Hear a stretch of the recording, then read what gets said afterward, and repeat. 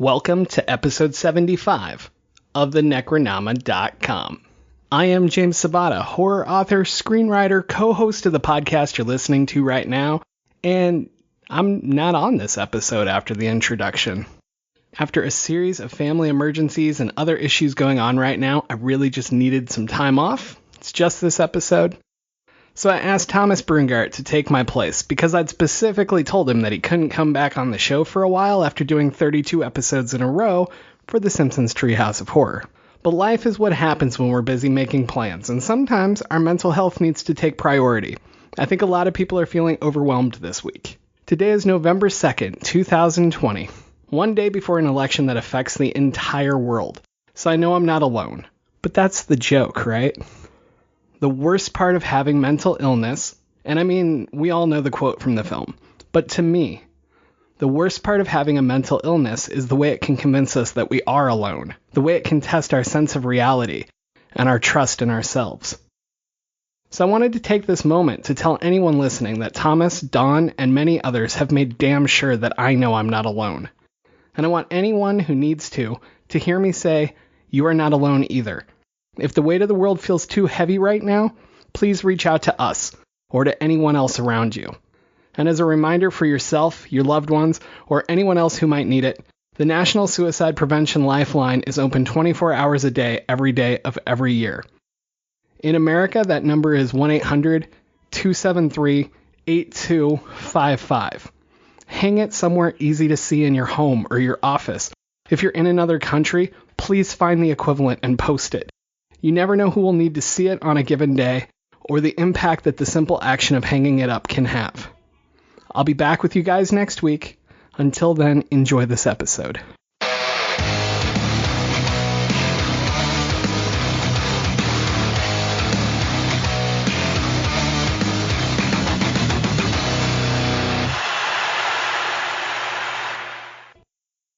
I am Don Guillory, co-host of this podcast, author, historian, educator, and up until probably the Ben Affleck Batman films, I liked Batman. The Joker was always my favorite DC villain, and I was glad to see something different as far as the way it's represented. And on this episode, as James led off in the preface, or as Thomas has referred to it as the sabbatical. He's going on sabbatical. He is off for this episode, so you're stuck with me and Thomas after you've had a whole month of him. You know, we may as well just go ahead and give him a calendar shoot. But Thomas, I would love that. Well, I'm ready for my calendar shoot. I still have my feather boa from the Treehouse of Horror episodes. I wanted to apologize to everybody. I was not expecting to be on again for a while after Treehouse, and you have to endure me again. I'm sorry about that. But like Don was saying, I'm also a big fan of Batman and the Batman movie franchise. But unlike Don, I'm a purist, and this movie was not canon enough for me, and I have a lot of opinions about it. But we're doing Joker because it's a movie James said that he would never do, and since James isn't here for this very special Blasian occasion, as Don puts it, we're going to do Joker. Yes, and he's already led off, and this is the occasion of Blasian. Where if you didn't already know our racial backgrounds and demographics and whatever, figure it out. So Thomas, I mean, aside from it's a year later, because when I first proposed this film to James about a year ago when it came out, I think I recommended it to him as I was walking out of the movie theater. I texted him like, we need to fucking talk about Joker. We need to talk about it. And his response was something like, fuck no, I'm not talking about that movie. I don't want to talk about it. I read this, saw the spoilers. I'm not sure about how they handled mental illness. I'm not talking about the movie. And so he basically said, you can do it without me. I'm not going to do the show. So I told him, I'm not going to do a show without you. And of course, here we are a year later. We've crossed that bridge. Yeah, so Thomas. 2020 is a year of firsts. I don't think we expected this at all. So this is another unexpected part of the journey. to have an episode without James. I like that we're doing this movie a year later. I think last year everybody had an opinion about it, and the market was flooded with just people putting in their 2 cents. And now that we've had a year to sit on it and a year as a society to devolve even more closer to a Gotham type world, it's a good one to look back on and talk about. And I'm bummed James isn't here for it, because both he and I have been mental health professionals in our lives, and there's a lot of things that I would love his opinion on, but he refuses to watch it, and that's fine. We can make it through without him. Or we'll try. We'll at least try. We'll give it the old college try. We'll get on stage, we'll try our stand-up, and if it doesn't work, we'll just laugh ourselves silly. And hope nobody's recording with their cell phones or live streaming it and making us look bad. Exactly, and then sending it to a late night show. So Thomas, what were some early impressions that you had? Because being a mental health, mental care worker, what were some of your impressions about the film, or even the things that worked or didn't work, or even getting to this whole idea of what reality was or is for this film? Yeah, we really need to establish what we believe to be real and not real in this movie. For me, everything except the asylum part at the end is his manifestation. I don't think any of that happened. Well, I think it may have happened in a certain sense, but not the way it's narrated to us by the Joker or Arthur. I don't know. Do we want to call him Joker or do we want to call him Arthur? I'll leave it up to you. I'm calling him Joker. Or I guess we could call him Joker towards the end, but I mean we can interchange between Arthur Fleck and Joker. Sure. I feel like Joker in the asylum is kind of telling the story how he remembers it of Arthur becoming Joker. And for me, it's like that because there's so many things that are so on the nose throughout the story that lead me to believe this is somebody retrospectively going back and looking at how it happened. Mm-hmm. And I don't know if you kind of got that sense. What was your take on it? What did you think was real and wasn't real? I was with probably about 60% of the things being real until it got to that asylum part, because it seemed too clean, if that makes sense. It was almost as if, the moment where somebody wakes, they're having this fantastical adventure and whatever, and then you realize it was all a dream, or they were in a coma or whatever was going on. And you're like, well, shit, that was kind of cheap. But the way they did it here, it does leave that open to where you're kind of questioning, was this all a memory for him? Was this him telling the story to the psychiatrist? Because, even at the end, I mean, to start with the end, he's lying. Then he says, oh, I'm just thinking about a joke. And she says, oh, well, tell me, you want to tell me the joke? He says, nah, you wouldn't get it. And at that moment, when I saw it, I was like, I don't know if any of this shit that I just saw was real. I mean, as far as like real as it was told to me on film, and whether that was what had happened. But there's stories within the story that you kind of question, like, well, was this real? And is this imagined part of the story to fill in a gap? What exactly is going on?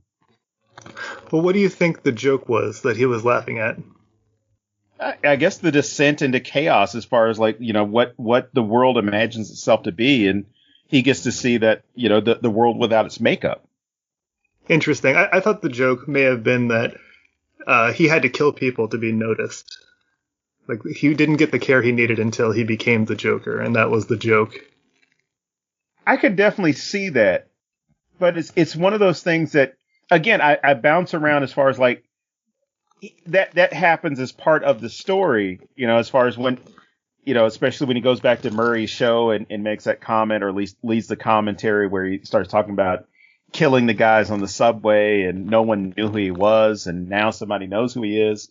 So I wasn't sure if that was what it was, or if we were getting into just this guy that sees the world for what it is. Like I said, for me, I just felt like he sees the world for what it is.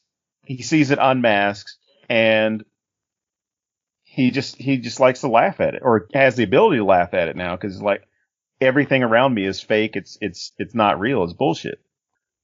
Yeah, I agree with that. I just think there's so many gaps in the story that I don't quite understand. So to backtrack to the beginning of the story, it's supposed to be, I think, 1981, right, early 80s. And for me, as far as I know, people were being institutionalized up until the late 90s. Like, that was the go-to. Like, we don't want to help you. We just want to help the people around you by removing you. So I don't understand why he is out in society with so many meds.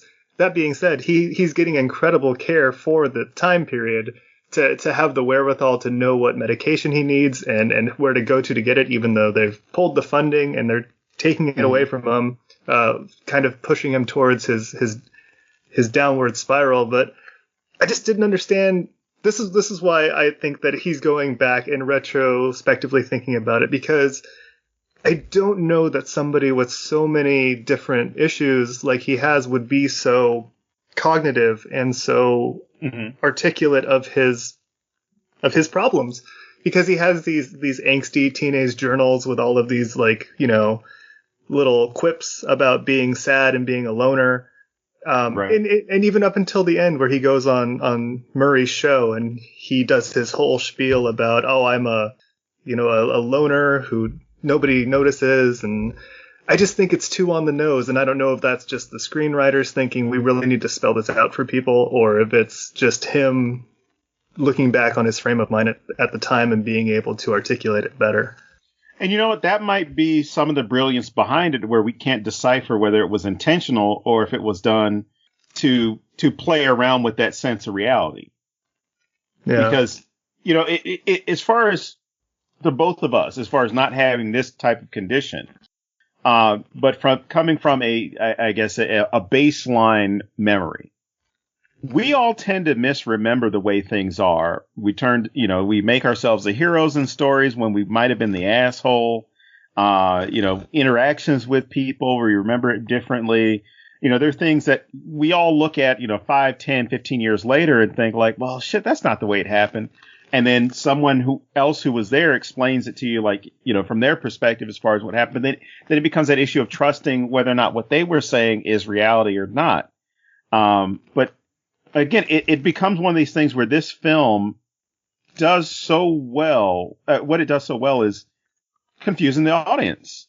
I mean, it either intentionally or just the way the story is constructed. It's able to confuse the general audience to where we do sit there questioning what's real, what's not real. Is he full of shit? Or is he honestly misremembering things? Yeah, I guess it could be gaps in memory, but for me, I remember the first time I watched it, there were scenes that just stood out, and I was like, well, this isn't real. Like, this is just happening in his mind. Especially the things with Zazie Beetz. I don't remember that character's name, but his neighbor with Sophie or something. Something like that, yeah. And I just remember thinking that, well, this is just somebody who is, thinking what would be the best possible scenario for them and imagining it so vividly that they think that's what their life is. Right. And I don't know if that's just him being weaned off that medication and not being medicated, and he's starting to have these visions. Because as far as I know, he's been living in that apartment complex carefree for years, right? You don't really know. And it just kind of all happens at once to progress the story, sure. But I felt immediately like, oh, we're starting to see things that aren't real. Right. Especially when, having the interaction that he has with her, or even the comedy club where, he goes in and it gives you that indication, as a viewer, or at least as a critical viewer, you're like, this guy has to be bombing up there because he's imagining all these laughs, because you see the setup of his jokes. You hear the punchline, you see how people aren't reacting to it. And then all of a sudden you hear laugh after laugh after laugh. And you're like, no, I've been watching this guy for the past 45 minutes. This has to be, a delusion or something about him that is driving him to think that the people are picking up on what he's, at least what he's putting down. And he doesn't get that spirit broken until he sees himself on television and Murray making fun of him. Because even he tells his mom, like, oh yeah, I had a really good night at the comedy club. I did this. I had a good night. Because even at that point, he's misremembering what happened, because he didn't kill, he bombed. Yeah. Is it Murray or Maury? I'm kidding. I told you, Murray. Here's my thing. Is it the emotional trauma of Murray playing that clip, and he's somebody that he looks up to, and it hurts him that it sends him into this shame spiral? Because at the beginning, when he gets beaten up and jumped by those kids, like, he doesn't have the same reaction. He's frail, he has a weak mind and a weak body, but he doesn't immediately jump to violence the way he does. I guess he doesn't really jump to violence until he's on the train and he has the gun. I guess that's when he feels empowered to make a change. Well, yeah, because even when Randall first gives him the gun and makes that comment like, "Oh, I heard what happened to you. You got to take care of yourself." You see this moment of pity on him, or towards him, where somebody understands, like, he has some issues. He's not getting the help that he needs. He's kind of a fragile guy. He just needs something. And of course, Randall's solution is like, "Hey, here's a gun.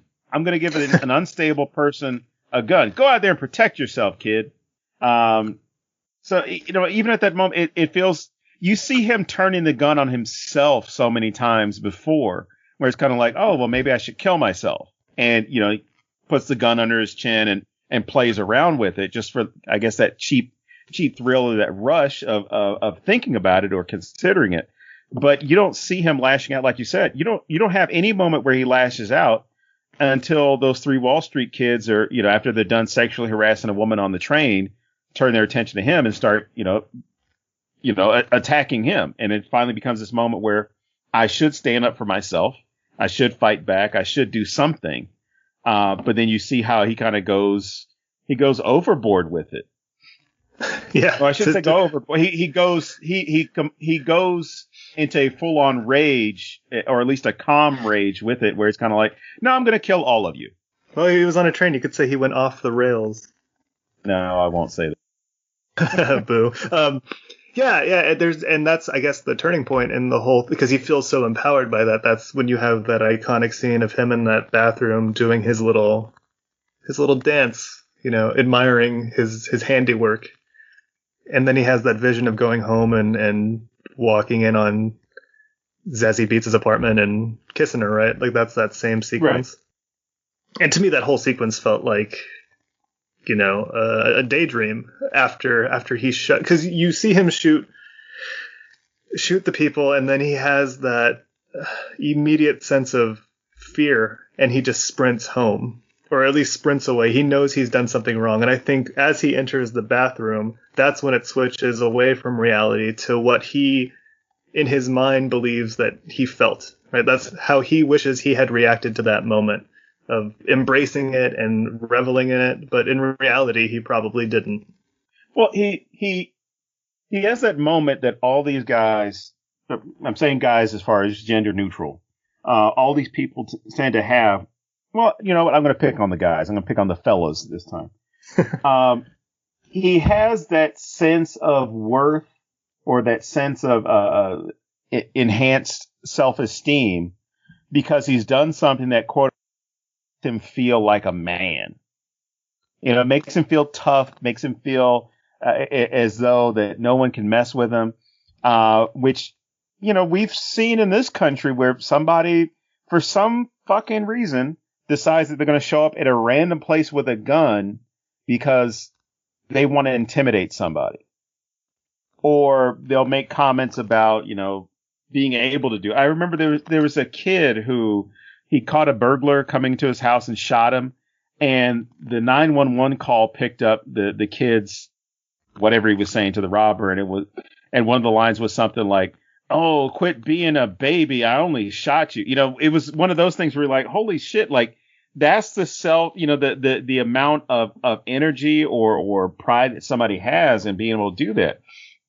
But his, you can kind of understand because he was standing up for himself. But as you said, he had that shame initially, but then it did turn on him where he's like, well, I have this sense of euphoria. I did something that I should have done. I stood up for myself. I fought back. Those kids beat the shit out of me in an alley a few days ago. I didn't fight back against them, and I should have, because it caused all these problems at work for me, or led to this downward spiral.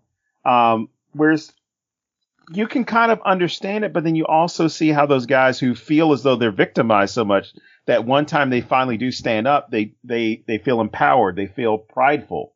But like you said, it starts to delve into his psyche where he starts imagining those other things like, oh, I'm such a man that I shot these guys. Now I'm going to go after this hot chick who lives in the apartment complex. And, here's going to be my fantasy. Wasn't this the fear that people had when this movie came out, was that it's going to start empowering people to go out and be violent with people that torment them or different than them?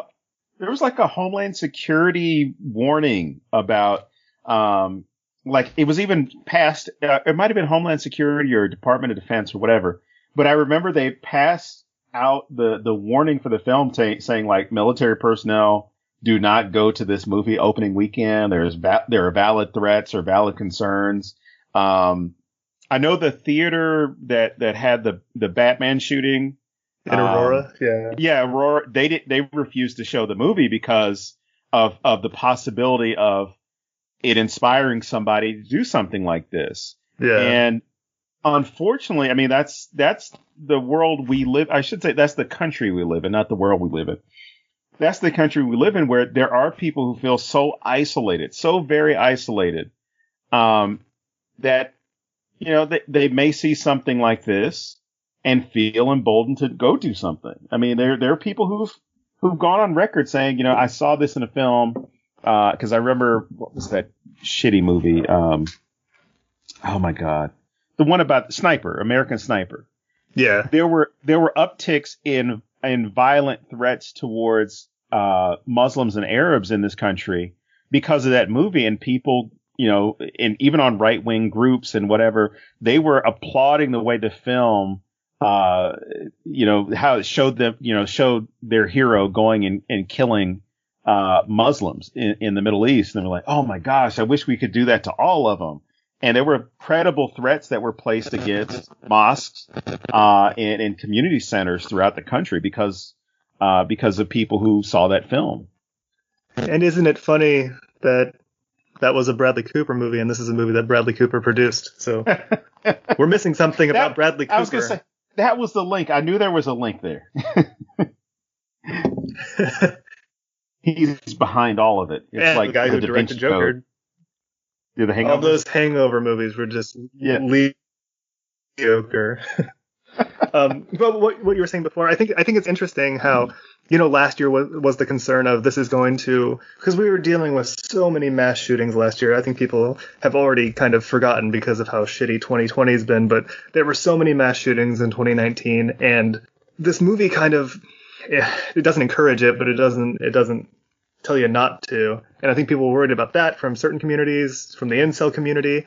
And now you look at it and it's still there, but there's other themes in this that are more 2020, where you have, people care about these 3 Wall Street guys who got killed, but they don't care about, the people like Arthur or underserved populations and then they start revolting. And then you have a situation where police are getting hurt. And that it was so eerie how similar it was. And that just, for me, shows you how much history repeats itself and how we never get any of this shit right. But I was wondering what your take was on that, like last year compared to this year, and how the film has aged with.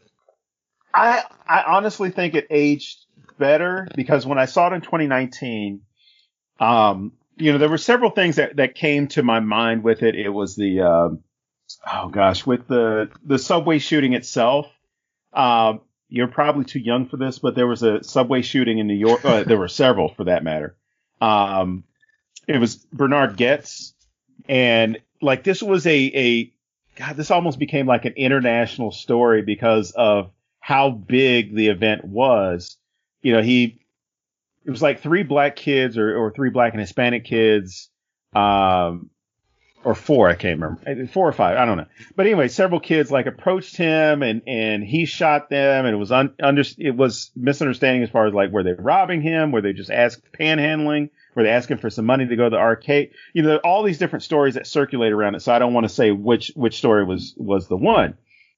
He shot them, and then it was kind of the same reaction you see in this film, where people as opposed to, it's three Wall Street kids, three privileged kids, being killed in the subway. Whereas in this instance in 84, it was people who were getting behind the shooter and saying, like, yeah, I'm glad somebody did something about the subway. I'm tired of people bothering me. I'm tired of this going on. Whereas in Joker, you have a flip of that, where these three kids get killed, and you see how there's this split between two Gothams, right? So the upper middle class and wealthy part of Gotham and entertainment part of Gotham are like, this is a horrible thing. And then the working class and poor parts of Gotham are looking at it as like, who the fuck cares? There was three rich guys, and that's the only reason why you care about him, was three rich guys who work for Thomas Wayne. We get shot every day. You guys don't give a shit. And to the point where Thomas Wayne fucks it up even more, because he says, oh, these guys, they're good guys from good families with an education and work hard. Although I never met them, I never talked to them. These guys are good, and some clown went and shot him, right? And his complaint is now creating this blanket term for anybody who's not him as being a clown. So you see how people start to identify with the Joker's character by saying, like, well, you think anybody who doesn't make as much money as you or work in the same industry is not worthy. They're all clowns. And it's just like certain people who hold political office referring to people as losers because they don't make as much money, or they don't work in the same type of industry or grift in the same type of industry. And you see how people take offense to that, where it's like, look, if I'm working 9 to 5, or if I'm working minimum wage, or if I'm working, period, I'm not a fucking loser because of the system that was put in place. So don't be an asshole to me. And you see that coming forward in this film, where, I think the film was written, or the screenplay was written in 2016. And you can kind of see you can see shades of 2016 in that. You see shades of 1980s culture in that. But then you also see how easily it can adapt to, going forward, which I thought was great. And, I know we're like 25, 30 minutes into this, and I'm sure some people would be like, oh, I'm not sure if this is horror because this is a comic book, or this is part of the DC world. I mean, this is based off of, within, I guess, what you would call is more the DC horror line, with, the Killing Joke, and you've got overlaps with films like Taxi Driver. But I mean, this film is very dark. You don't have to have all the jump scares. You don't have to have like a supernatural thing that's going on. This is a dark film. And from my estimation, it's a horror film because of the content that's part of making this film, the story, and the way that you actually can see society reflected in this film. Even if it is a DC film, even if it's a Batman film, you see it there. Well, can we talk about what you were just talking about, like the overlap with other films and yes, how it exists in the DC universe? I have a lot of opinions about this, and it was my biggest problem with the movie the first time I saw it, and then I started complaining about other aspects of it. But you brought up the Killing Joke, which to me is quintessential Joker origin. Like, that to me is the Joker origin. And you look at other stories like what Nolan did in The Dark Knight, and you can pick and choose what you want to use, but to me, the Killing Joke is where you should start. And they kind of did that in this, where you have a failing stand-up comedian, and that's where it ends, because they completely go off the story, and it's not the same. And it's one of those things where I feel like they just used the word Joker to sell the movie. Okay. This could have been Taxi Driver. It could have just been another Taxi Driver movie. Let's reboot it. No, let's call it Joker and make DC pay for it. We'll tie in Thomas Wayne. We'll put a little Bruce Wayne in there for Batman fans. And we'll sell it that way. The same way that, to me, the HBO Watchmen show was, where this doesn't really relate to the Watchmen universe, but we're going to use the names, we're going to use the imagery, and we're going to sell it that way. And it cheapens it to me. Not that Watchmen isn't a good show. As a standalone show, it's great. It didn't exist to me in the Watchmen universe the same way the Joker doesn't exist to me in the DC universe. That being said, DC does a terrible job with a lot of these things. The horror to me in this is the representation of mental illness. Okay. Because you take a mental illness thriller, and there's so many of them. Taxi Driver is one of them. You have American Psycho and Fight Club, which are pretty similar, and they treat the mental illness as a turn at the end. Like it's like Shutter Island, where you don't know what's happening until the end, and they're like, oh, there's a light bulb. This is mental illness. That's what's happening right now. They just intersperse it so much in this, where you're just like, oh, I figured it out. I figured out what's going on. The same way I feel when I watch The Sixth Sense, where right away I know, like, oh, I know where this is going. I know what's happening. It's not a surprising turn to me. So when you do mental illness this way and you present it as you're not sure what's real and you're not sure what's not real, it's a dangerous thing, because one, it's great to have mental health awareness, but to present it as this violent thing, this self-aware, he's very self-aware of his deficiencies and how he feels about, not everybody with mental illness is like that. Right. I was thinking about it this way. To me, people watch this and they think this is what mental illness is, the same way that they'll watch an episode of Jag and they'll think that's what a military trial is like. We're like, well, yeah, the elements are kind of there, but it's not really what it is. And the thing is, that was part of my problem with the way it's represented, because we get, and it's the same thing I argue with historically based films, right? People are more willing to watch a film that features a historical moment or discusses a historical moment or just covers one, right? More so than they are to read about it or to study it. So they will tell you all about, this is a film that always comes to mind, something like Glory, right? Yeah. And they'll say, like, I never knew that there were black soldiers that fought in the Civil War. This is great. Oh, man, they were all runaway slaves. And then you run into somebody like me and says, that was bullshit that was made up for the movie. There were, the 54th was one of the first ones. They weren't runaway slaves because this is the military and they wanted to make sure it looked good. So you had educated black Northerners that were part of this. You had runaways that were in other groups. But, someone would look at that and say, oh, this is a great story of these guys who ran away, went north, became part of the 54th Massachusetts, as far as some of the people that were there. And then they went back and they fought for their freedom. And then you have the same thing here, where someone will look at this and say, and this is the thing that'll piss me off about it. They will tell people, hey, if you're hurting or if you're depressed or something, reach out to me.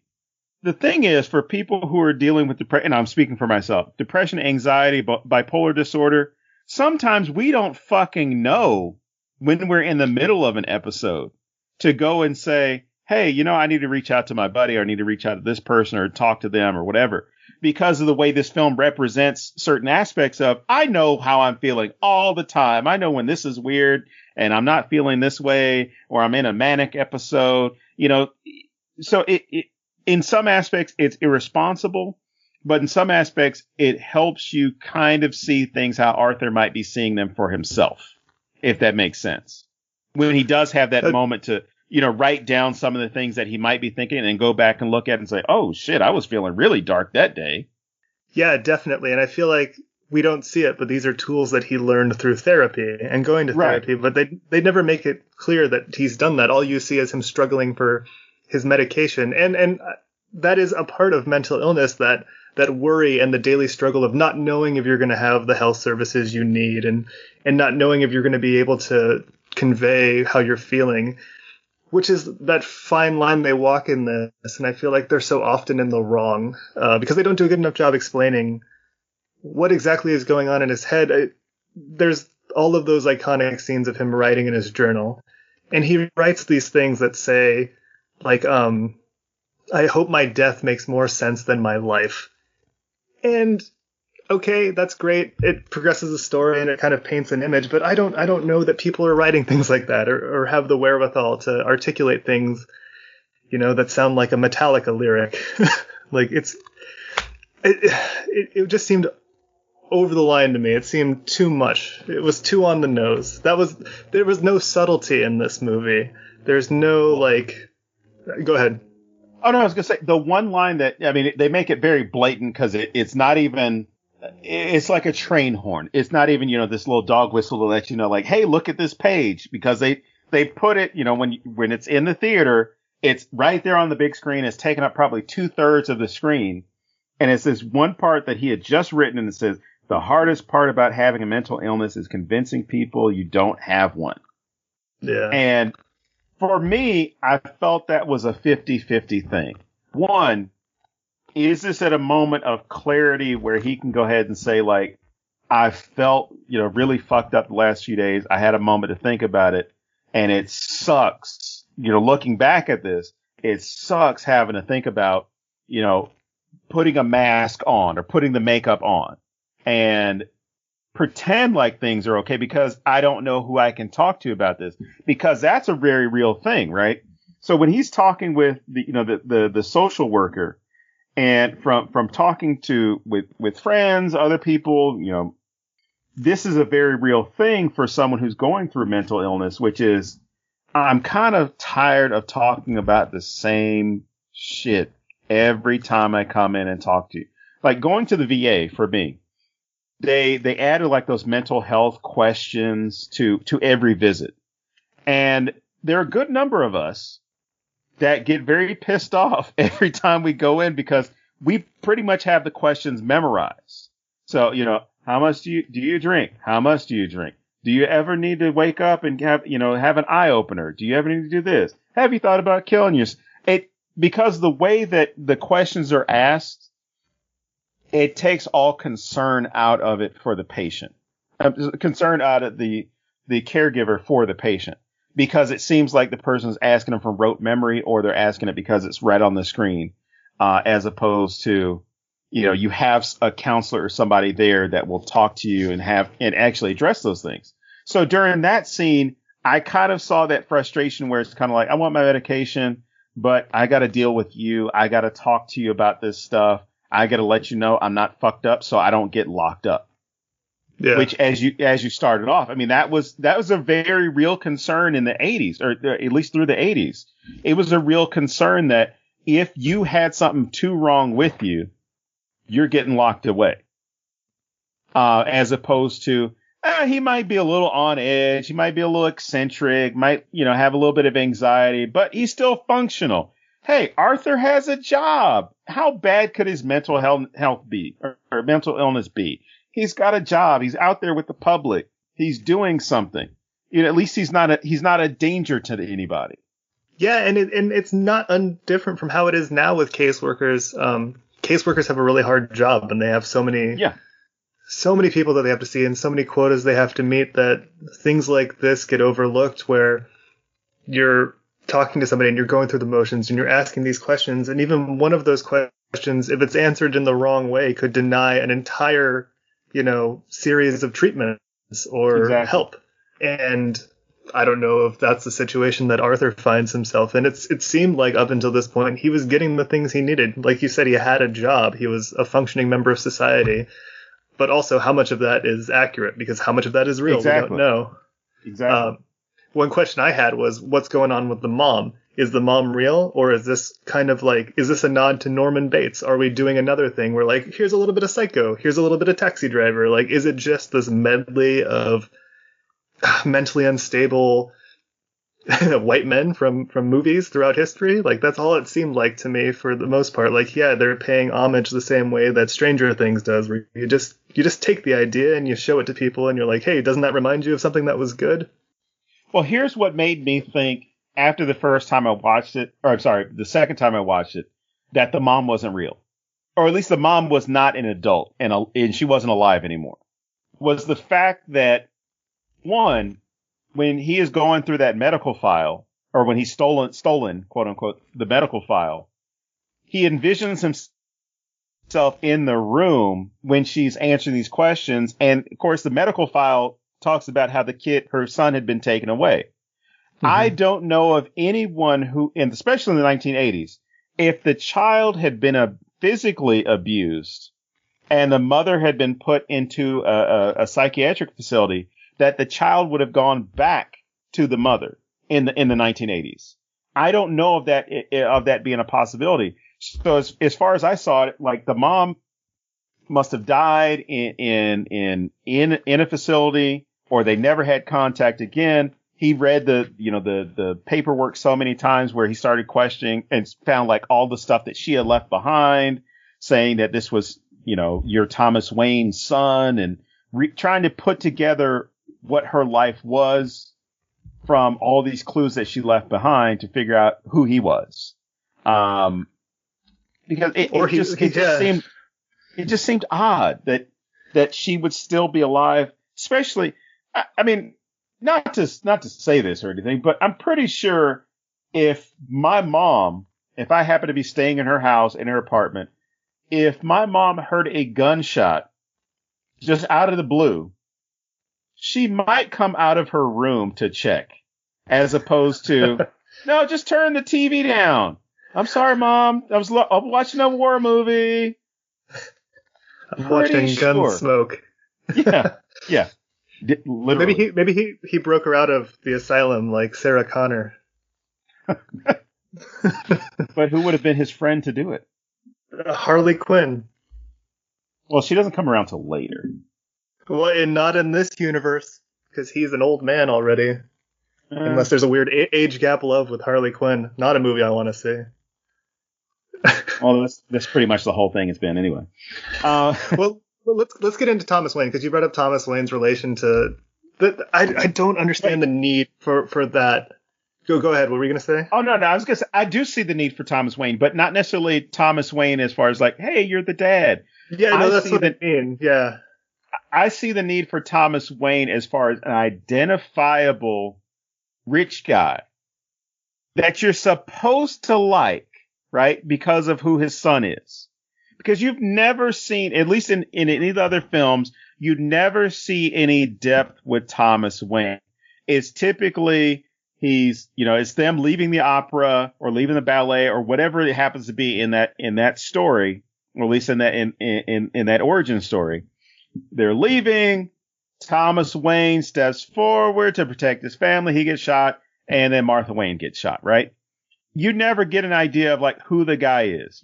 From all those things, those previous films, previous stories, you figure, oh, he's a good guy. He's a good dad. He's protecting his kid. He was trying to make sure that this was taken care of, blah, blah, blah. In this film, you get to see that he's an asshole.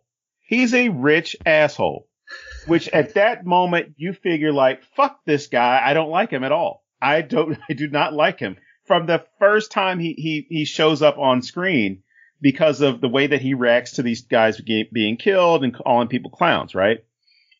Because he doesn't even know these guys. They just happen to be employees of his. He never met them, never interacted with them, but he's so visibly upset that somebody would do this. It almost becomes like a personal attack to him, right? But then he goes even further, and he says, I want to fix Gotham. I'm going to run for mayor. Which, me watching this, it immediately pissed me off again, because I thought to myself, you have billions of dollars. Why are you running for mayor to do anything? Why don't you take some of the funds, or at least call the current mayor, call the current city council and say, because I'm sure they would pick up the phone call and say, hey, how can I help? How can I get my friends to help turn the city around? Well, we could use some money for social services. We could use some money for, new cops or schools, any of this stuff, better housing. And then he could just write a check, right? And then have the school named after, this is the Thomas Wayne Elementary, Thomas Wayne High School, Thomas Wayne after school programs, right? Because rich guys like putting their name on shit. But no, he looks at it as like, I'm going to run for mayor. Like, no, you just go fuck yourself. I think the idea is he wants to be a symbol for Gotham, and then the Joker takes that away and he becomes a symbol for Gotham, and then you have Batman take it back. It's the struggle for who is the symbol of Gotham. And you're right, up until this point, there's not a lot about Thomas and Martha Wayne. I don't know if you watched the show Gotham on the CW. I did not. Because it was one of those things where it started and I was like, I'll just binge it when it's done. And well, it's over now, so you can do that anytime you want. It's been ruined for me, so I'm just looking forward to the Robert Pattinson version. Well, I mean, I only bring it up because they have storylines where you delve into Thomas Wayne's past, his, somewhat questionable past, and I guess that's the right way to go about it. It's a good villain to have a rich man who wants to be a politician. Where have we heard that before? I have no idea. I was talking about Bloomberg, but I just, like you said, I don't understand the point of this personal connection, like this idea that he's his father, that his mom worked for the Wayne Corporation. It doesn't need it. All he needs to do is feel, all he needs to do is see that on TV, see Thomas Wayne standing up for these guys who jumped him. That's all the contempt he needs for this person. He doesn't need to have that backstory. I don't know. To me, it all seemed completely pointless, other than the fact that, he feels avenged at the end when Thomas Wayne gets killed. But I have theories about that, too. Because in other stories, it was the Joker who did it, right? Because like the Batman movie, it was supposed to be the Joker. Well, in the comic, it was just a street punk. Like, it was a thug. Yeah, and to me, in this movie, I feel like he had nothing to do. That whole uprising with the clown masks and all that, I don't think that any of that happened. I think in his mind, that's the revolution he started. Right. And I think that the Waynes were killed by street thugs, like in the comic book, and he is taking credit for it in his mind the same way that there's a terrorist attack, and ISIS is like, oh yeah, we did that, even though they didn't. I feel like that's what's going on in his head, where things happen and he just attributes it to himself. Yeah, definitely. Because all villains are just like this grandiose idea of what they think is, being evil. And that's what I think his version of evil is. Well, and then not seeing it as evil, seeing yourself on that side.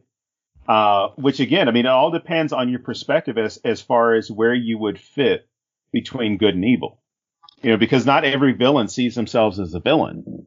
Unless it's Captain Planet, then it's like, yeah, fuck the planet. All the villains on there, were very self-aware of their place in the world. But, when you brought up the whole thing of Thomas Wayne seeing himself as a symbol, and, Joker seeing himself as a symbol as well, at least when he becomes Joker, seeing himself, I think they're both right? Because they're seeing themselves as, I am what this city could be, or I am what the city is. And, you're going to have those competing ideologies because no city, no town, no area itself is completely monolithic. It is, or a new term I learned this past week, no place is known as a homosocial entity. You're going to have a lot of difference, a lot of No, I mean, it's not just one type of person, one type of rule, one type of social mores. You're not going to have any of that stuff. It's going to be different. It's going to be very different. And I was so glad to see, at least with this type of Gotham, the old version of what Times Square was, where you had the porno theaters and you had those, the dirty bars and places. So you see this juxtaposition where you have this nice theater down the way, and you have these guys rioting near, like, the porno theater or whatever it was, right? Yeah. And you're seeing like all this violence take place, and you're like, holy shit, you're seeing those two sides of the city, which is even better when you have this benefit, which, from what I can say, Todd Phillips or whoever chose this chose the perfect movie for this benefit that the Waynes and whoever else to sponsor and be a part of for the city. They chose modern times. So whoever made that choice made the right choice for several different reasons. And I'll say this. Charlie Chaplin stated about his films in one interview. He said, there are no social messages in my films. My films don't have any social meaning because I didn't intend for them to do that. I'm paraphrasing it. And he was saying that because it's kind of like, I'm not putting anything there. I'm not explicitly putting anything there. But a bit of that was him covering his own ass because he was putting social messages there. If you're commenting about whatever the times are or any issues that are taking place, you're having some type of social message. So in modern times, there is that discussion of the disparity between the working class and those who are wealthy or the management class. And it starts just with the beginning of the film. Like you see all this livestock transform into humans just to show you like, hey, we're doing the same thing. Like we're being run off into the chute or in the slaughterhouse or we're being run off into the factories. So you're seeing how all these guys are, all these men and women are laughing at this film and laughing at Charlie Chaplin and enjoying this. And you see Arthur goes into the film and starts looking at it and enjoys like the fact that this man is entertaining them. Meanwhile, they're all missing the message, which is about restarting, or at least about having some type of equality or having some type of ground to stand on, right? But recognizing that there are those social, cultural, economic, political differences out there. And it comes to a head when he goes and confronts Thomas Wayne, which is got to be the most awkward time to confront somebody. You've never confronted anybody in the bathroom of a gala event?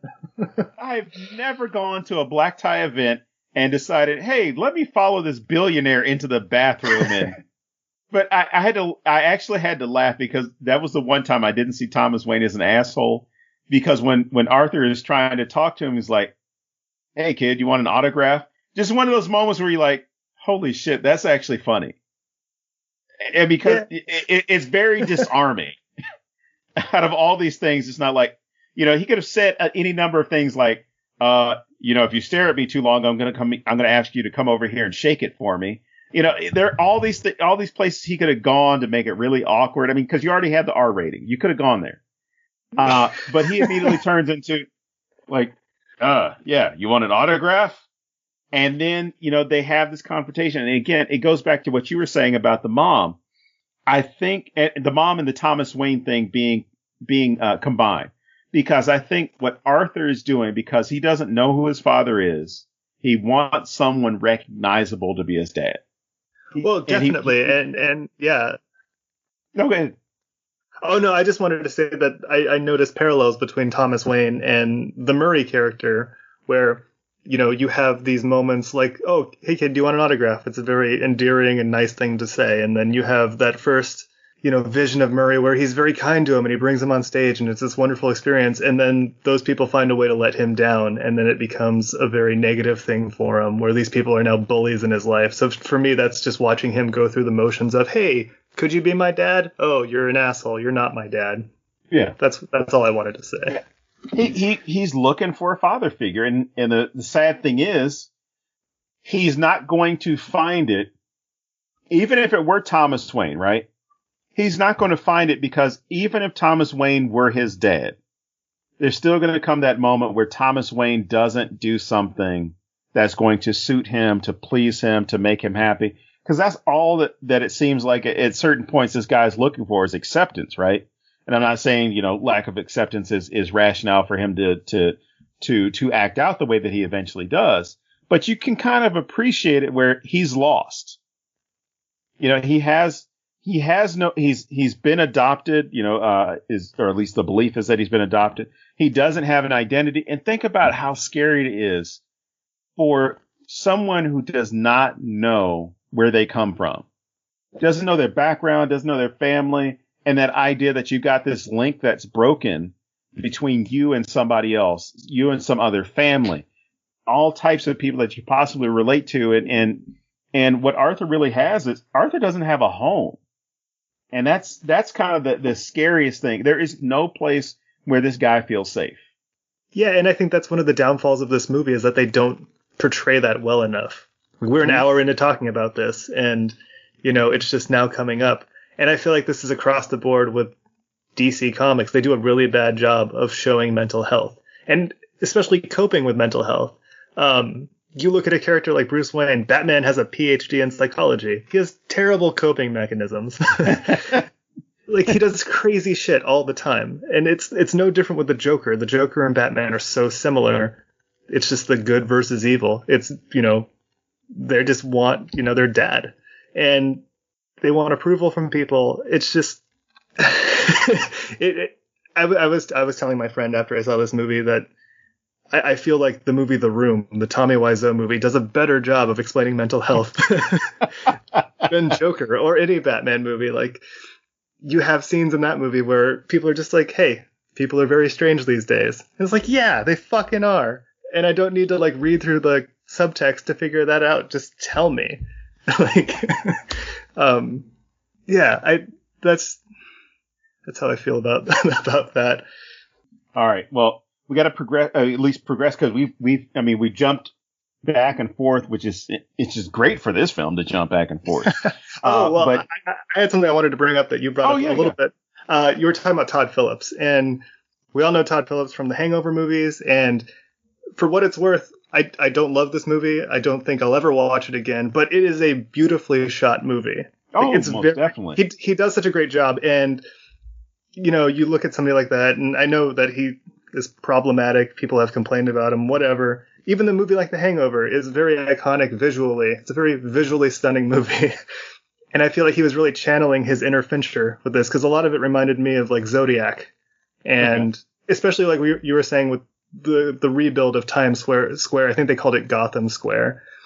And a lot of that is just green screen. Like, you're just recreating this past, and it just comes together seamlessly. And I thought he did a really great job. And the whole movie, I was like, this is beautifully shot. I enjoy this. And then you have that fucking stair scene with Gary Glitter. And I don't know if this was on purpose or just tone deaf, but Gary Glitter is a sex offender, right? He's a known sex offender. Did we use this song on purpose? Is this showing how evil he's becoming by using a song from somebody who's evil? And also the symbolism of, at the beginning of the movie, he has an upward battle. He's really struggling up these stairs. And then, here's his downward spiral. And he's fucking dancing down the same stairs in a suit. Where did the suit come from? Right? That's why I thought, like, this isn't real. Like, nobody's getting a suit like that day of. Like, what is happening? How did you feel about the stairs? Because that seems crazy. I was watching this with my wife in the movie theater. And as soon as Rock and Roll came on, I think that's the name of the song from Gary Glitter, I immediately, I think I looked at her and said, why the fuck would you choose this song of all things? It could have been any other song. It could have been anything. It could have, it's 81. You've got a pretty good catalog, or at least a good library of music available to you to use. And I just thought, I think maybe you wanted this to be unsettling. Let's go ahead and have a song that doesn't make sense to be here, at least for a good amount of people know that Gary Glitter is one of those people. Hey, I'm going to fly off to allegedly. I'm sorry. Possibly one of these people who flies off to foreign countries to, assault children or whatever. It's called sex tourism. Yes. I learned that from an episode of Jag. Now you're an expert in that law. Military law. But yeah, I found it odd. And I remember I avoided stories about the, news articles about the movie because I was like, I want to go in there fresh. I want to see what's there. And then when I read it, I was like, film has controversy because they're doing this song. And then what some people didn't realize is, you still have to pay royalties on songs. So this guy makes money every time that song is played or used in whatever. And so I just thought it was a weird thing to have. I mean, dancing down the stairs was great. I mean, as far as like that juxtaposition to where he was at the beginning, where he is, of course, lumbering up the stairs. Yeah. He's trying to get up, but it looks like a chore as opposed to now it seems like he's got that peace. It not only that, but even the juxtaposition of the light and the dark. So when he's going up the stairs, it's more grim, it's darker. When he's going down the stairs, it's more sunlit, and he's a lot more obviously colorful. And And I even thought about this. I wrote down to myself, what song would you choose instead of this? And I think my answer is I would choose anything over that song. I want to know the songs that they didn't use, that they said, no, not this one. Because it's 81. I mean, you could have had like anything from disco at this point. Oh, I was going to say play that funky music or Brick House or even like YMCA would have been hilarious. Can I tell you my theory on why they used this song? They could have done like a flip like Lovecraft Country did. They could have played, Back That Ass Up for all intents and purposes. Well, my theory on using Gary Glitter, and I know Todd Phillips comes from a comedy background, and a lot of the people who act in this movie come from comedy backgrounds, but to me, when I saw that scene for the first time, I couldn't help but laugh. Like, I was just laughing, and I think that was the point. I think they wanted you to laugh unexpectedly the way that Arthur laughs unexpectedly from his condition. Okay. Like, you can't help but feel uncomfortable. You want to stop laughing because it's inappropriate, but you just can't help but laugh. And to me, that's what I think the intention was of using such a outrageous song. But I could be wrong. I could be reading way too much into it. They probably just thought it was funny. Well, because normally when he's laughing, it's uncomfortable for the viewer. Because it's from these moments of stress, or it's these moments of well, even when he kills Randall, right? He kills Randall before the stair scene.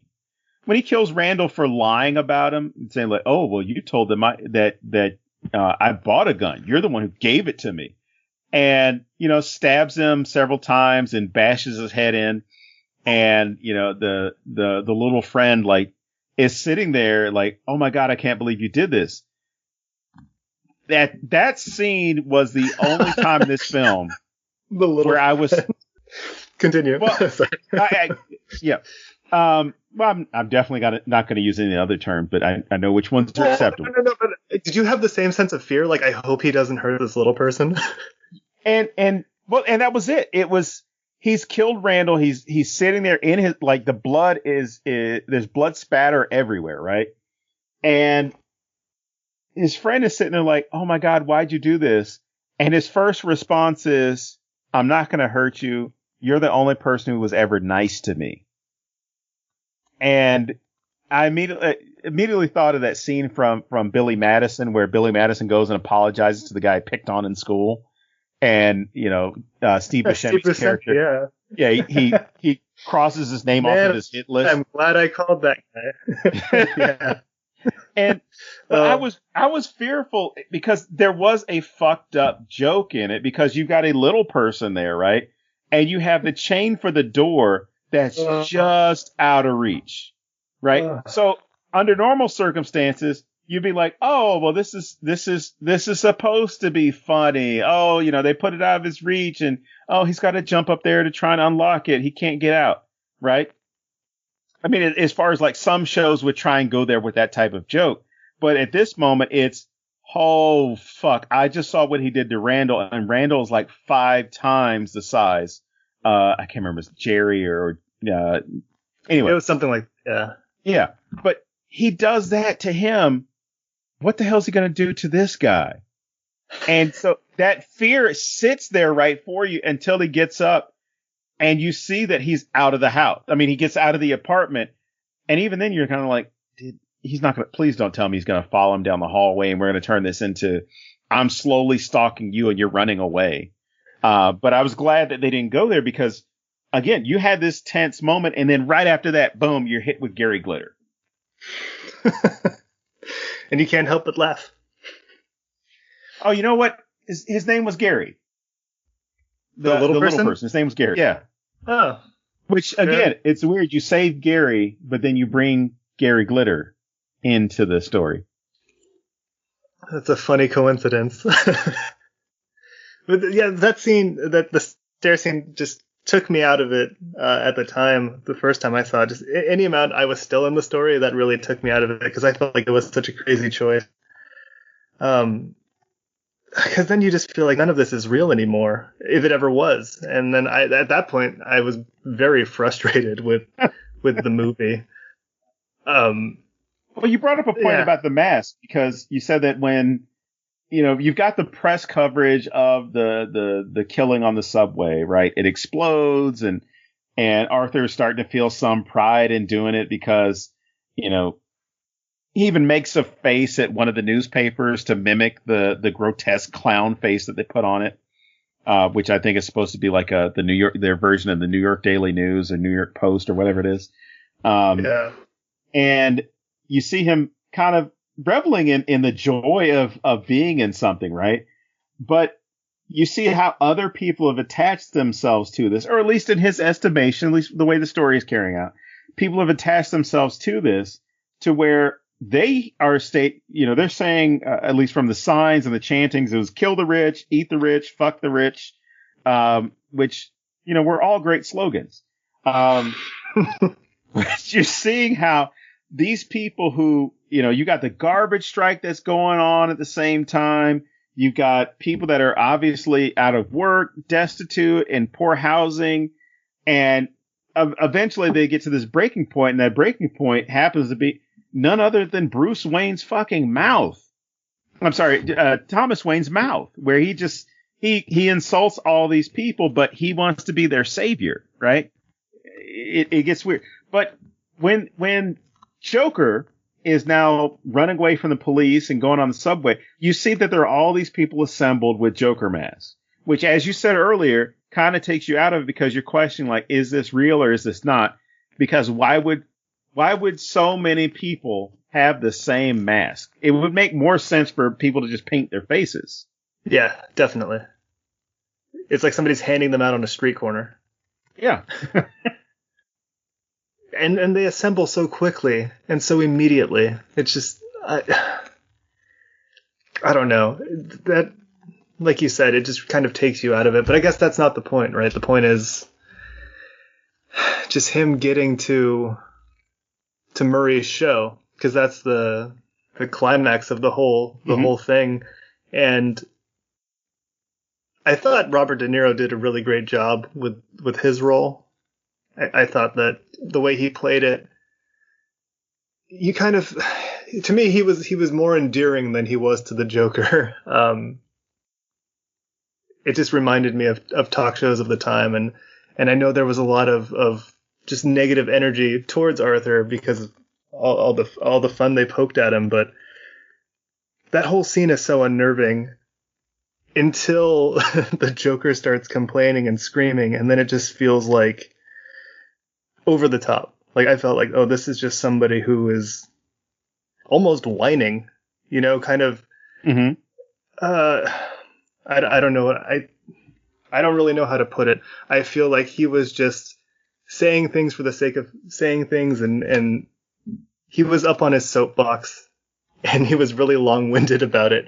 He could have shot him. He could have shot him much earlier, but I feel like he got really condescending in that moment. Before he shot Murray. How did you feel about his monologue? I felt the monologue, and this is the way I look at it. I felt what he was doing was the same thing that happens every time, like, somebody. Oh gosh, I don't want to cast aspersions against anybody, but it's like anybody in a Facebook chat group or they get into a fight. And then it becomes like, you never listened to me. It got a little weird, but it did get preachy. Oh, that's the word, preachy. That's the word I couldn't find. and a little bit pretentious and a little bit self-righteous, right? Because it was this idea of, he came clean with, oh, you want to hear another joke? Oh, I killed those guys in the subway the other day, blah, blah, blah. And of course, Murray, now that's not funny. It's like, oh, I'm not making a joke. I'm telling you the truth. I did it. So it becomes one of those things. I saw how all these people are now behind me, or at least what I believe to be behind me. So now I'm going to come out because I'm a hero. And nobody can touch me. But it seemed like he didn't have that chance to get it at Thomas Wayne, right? He didn't have that chance to, at least from what you see in the film. Maybe he killed Sophie in his dream, or at least in his imagination, he killed Sophie. enacted some type of violence against her. It's not shown, but we can imply that it took place, or at least we can deduce that it took place. He kills his mom, according to his own mind, his memory, right? He kills Randall. He gets the 2 cops severely beaten up. And now he has this chance to enact some sort of vengeance or some act against Murray. And so I think drawing it out is a way for him to kind of get his kicks in before, right? Because it's just like you look at any supervillain, because he's not a supervillain yet. And as far as you're concerned, this is not canon. But it seemed like what all supervillains do, where they start to monologue. It's like, I'm going to stall before I do what the fuck I want to do, because I want to tell you why I'm doing it, because I don't want to deprive you of that moment. So I want to kill you after I tell you what is going on. And the way, and this is just a testament to how good Joaquin Phoenix is. The way he tells the story, tells the joke, and then tells Murray, like, oh, what do you get? I got another joke for you. What do you get if you combine, a loner, a mentally unstable loner? Yeah. And he's like, I don't know what. He's like, you get what you fucking deserve, and shoots him, right? If he had done it with more of a little voice, it would have fit the Joker even more. But for me, that fits that whole supervillain persona, to where I have to tell you what I'm going to do, why I'm doing it. Maybe it's in a funny way, maybe it's in a serious way, but I'm going to tell you because I want to draw this out some. I want to savor the moment. That was the one moment I wish he would have laughed after he shot Murray. But he doesn't. He just sits there, and then he stands up this little jig and then shoots him in the chest again. And that was a lot like The Killing Joke, I guess, the idea of a talk show. And in The Killing Joke, he gasses the crowd. So it's not as sinister in Joker, but I like the idea of doing it that way. What I don't like about it is his inflated sense of self. I don't know if you're supposed to be rooting for Joker this whole movie. He's not really a hero to anyone.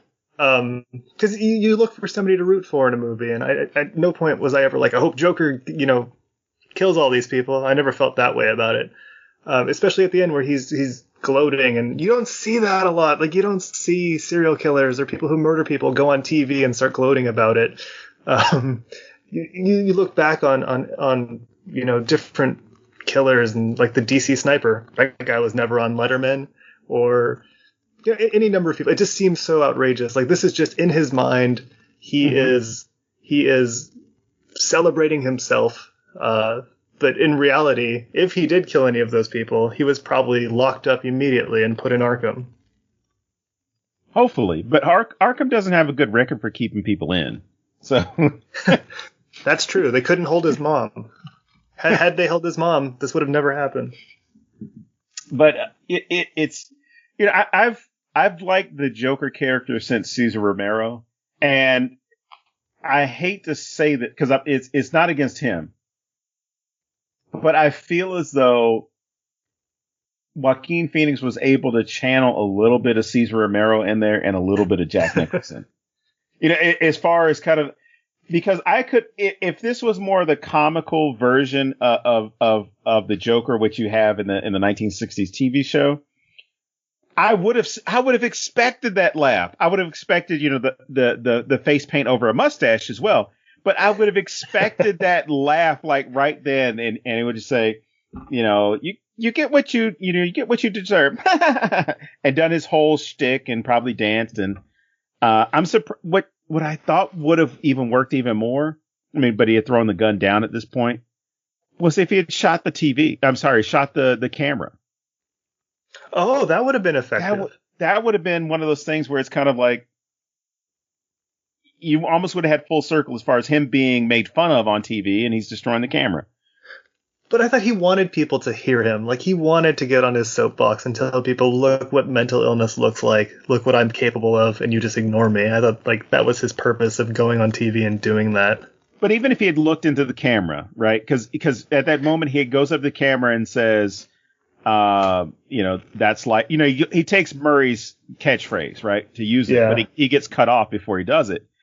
I think it'd have been so much better And this is just, just the hindsight thing, a hindsight part of this, where if he had just taken the gun, said the same thing, and shot at the camera right before he got cut off. Oh, he could have said something cool like "You're next," and then shot the camera. Or he could have said, "You ever dance with the devil in the pale moonlight?" I don't know what it means. I just think it's cool to say. But yeah, I agree with you. Yeah, that would have been a very effective way to end that. But but I also think that wouldn't have worked if this is all in his mind and his memory. I don't think that would have been as a heroic ending for him by getting even. I killed Murray.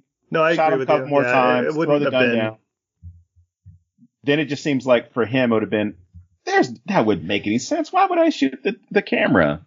But yeah, I think it's great how they also don't show the arrest of him, which I'm pretty sure it's very uneventful, where it's simply he puts his hands up, gets on his knees, the police arrest him, put him in the car, right?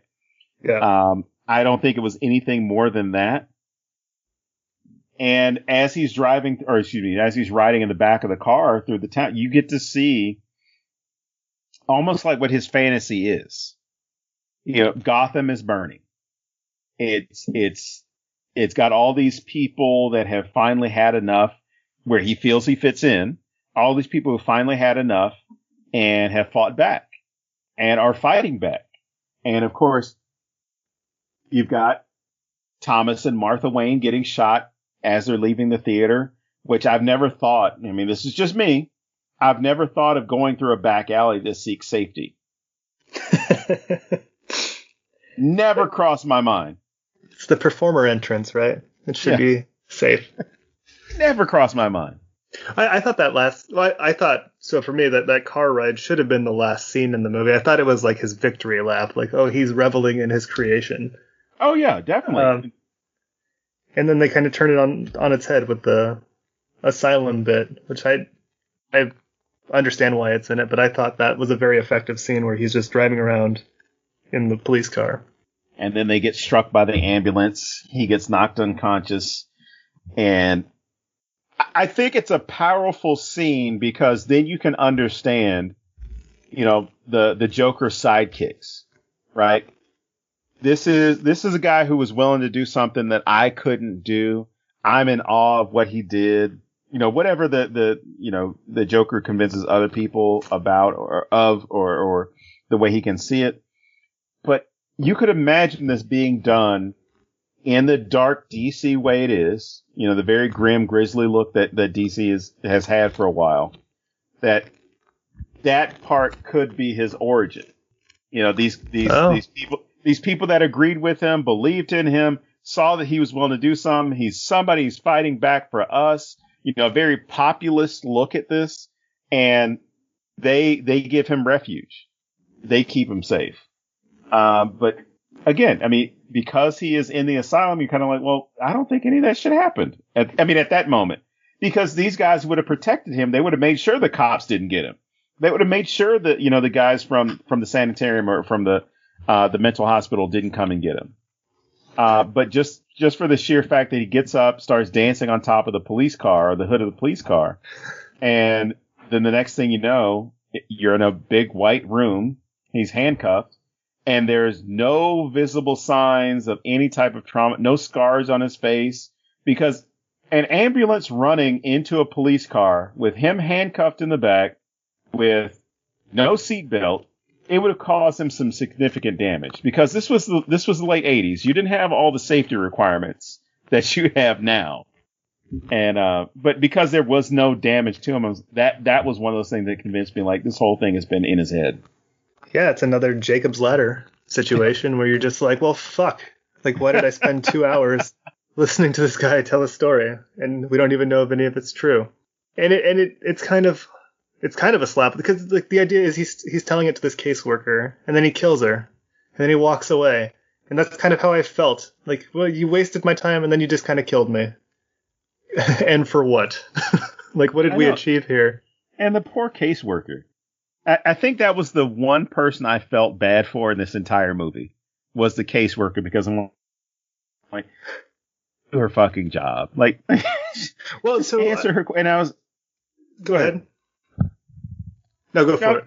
No, I was just saying, like, she's just there to do her job. Like, it's like Chris Rock said in Lethal Weapon 4 when he's complaining about shooting victims, and he's like, we're cops. You or me, we get shot.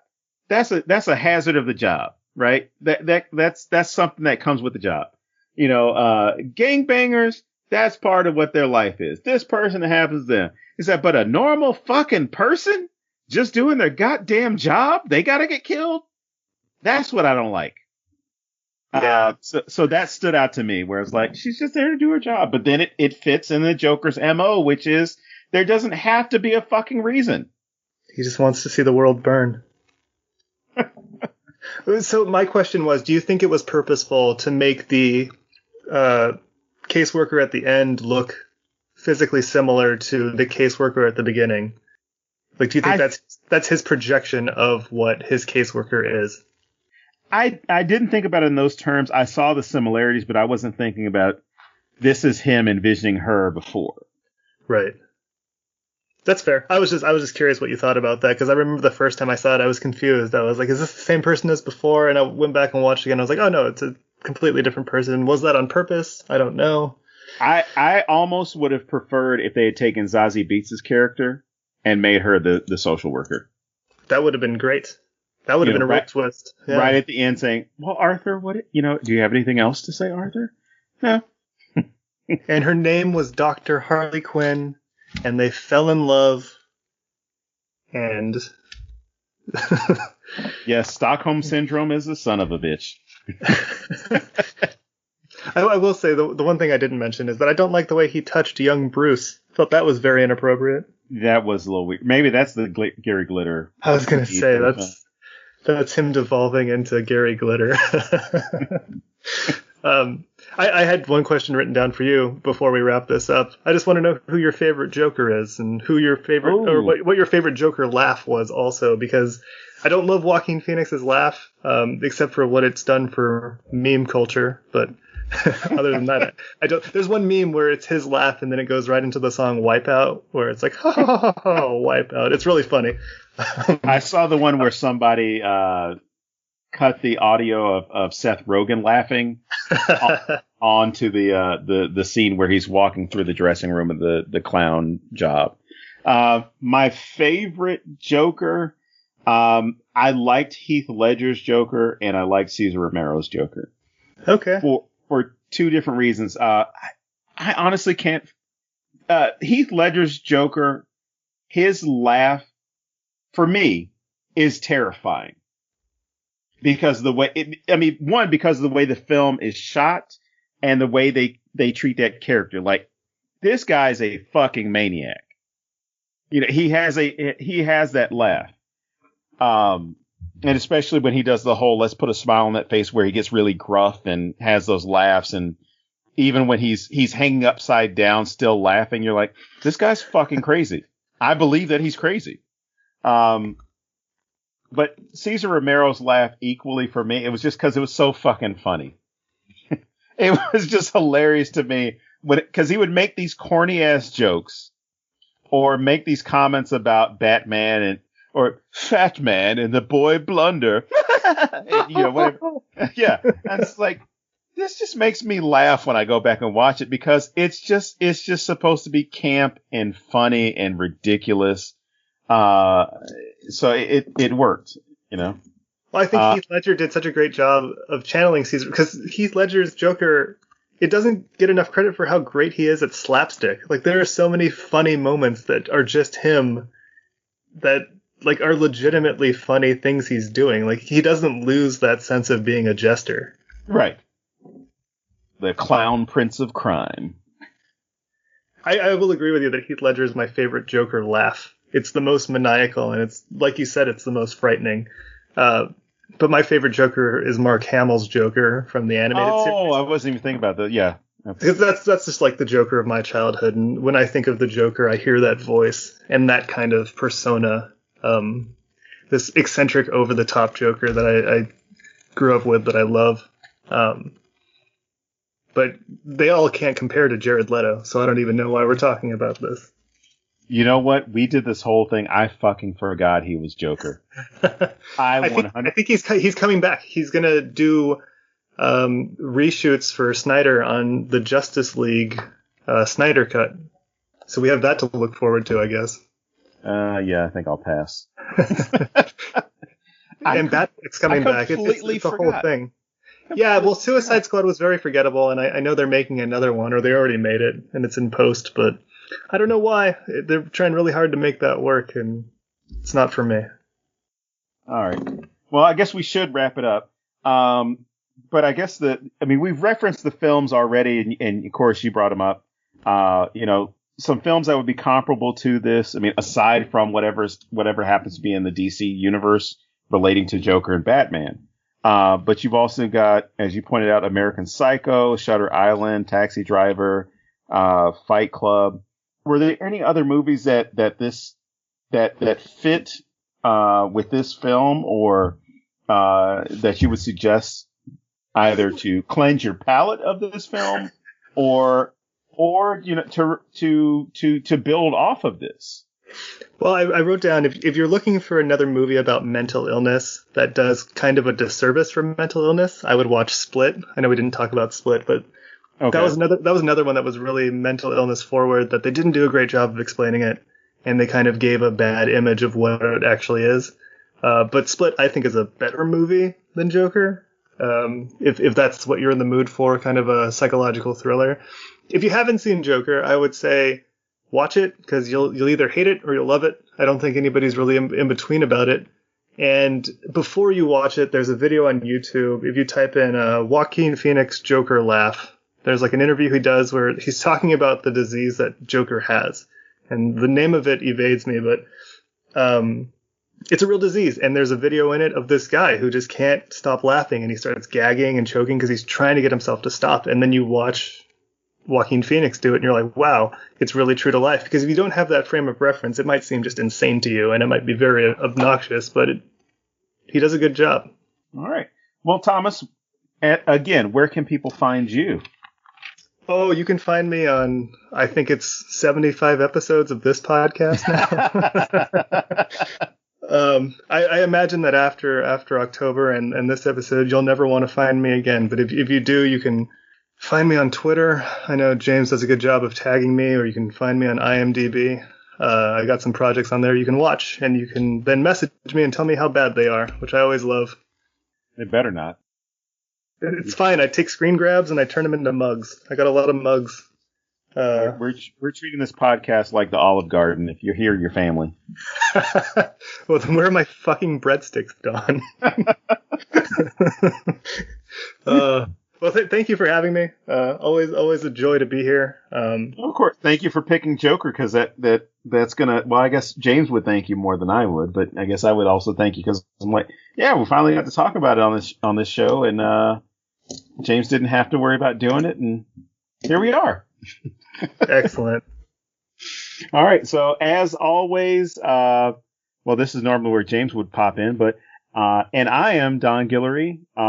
Again. Join us next time for the Necronoma.com.